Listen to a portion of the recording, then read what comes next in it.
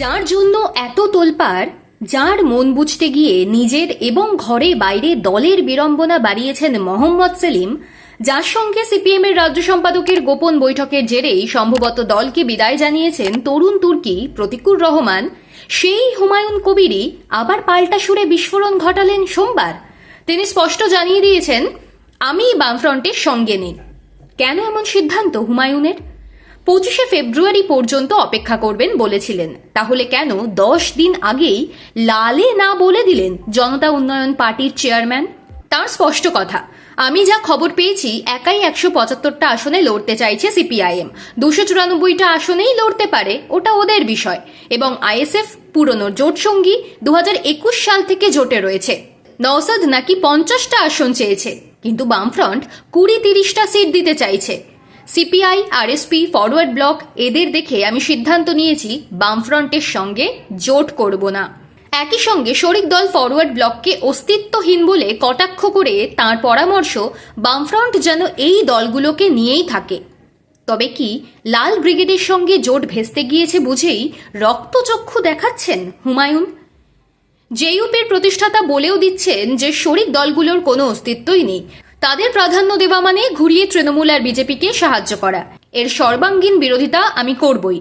যদিও ব্যক্তি সেলিমের প্রতি তিনি এখনো দরদি, রাজনৈতিক সমীকরণে নতুন তাৎপর্যপূর্ণ মোচড় এনে মোহাম্মদ সেলিম ও কংগ্রেস নেতা অধীর চৌধুরীকে সমর্থনের কথা ঘোষণা করেছেন হুমায়ুন।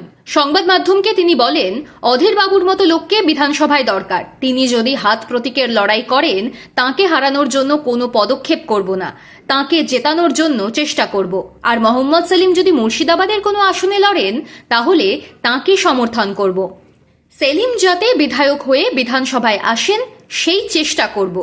নিউটাউনের হোটেলে তার সঙ্গে মোহাম্মদ সেলিমের বৈঠক ঘিরে বামফ্রন্টের অন্দরেও যেভাবে বিতর্কের জ্বালামুখ খুলে গিয়েছে, তাতে তাঁর জনতা উন্নয়ন পার্টির সঙ্গে সিপিএম ও তার শরিকদের গাঁটছড়া বাঁধার সম্ভাবনা যে নেই, তা স্পষ্টই হয়ে গিয়েছে হুমায়ুনের কাছে।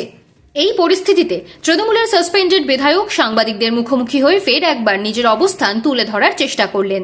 বাংলা থেকে বাংলাদেশ সব ভোট নিয়ে কথার মধ্যেই জানিয়ে দিলেন, সিপিএম এর আস্ফালন তিনি কোনোভাবেই মানবেন না।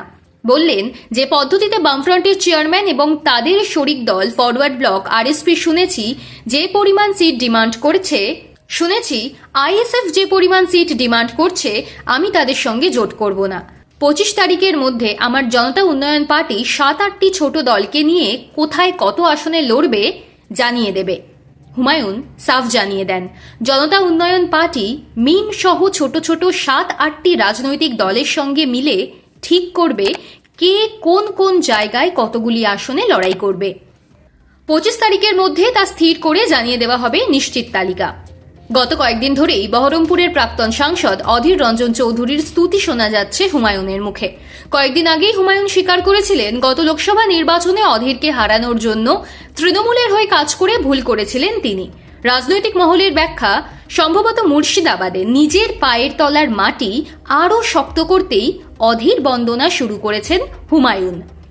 তবে এদিন দাদা অধীর চৌধুরীর প্রশংসা করলেও বর্তমান প্রদেশ কংগ্রেস সভাপতি শুভঙ্কর সরকারের বিরুদ্ধে তোপই দেগেছেন হুমায়ুন।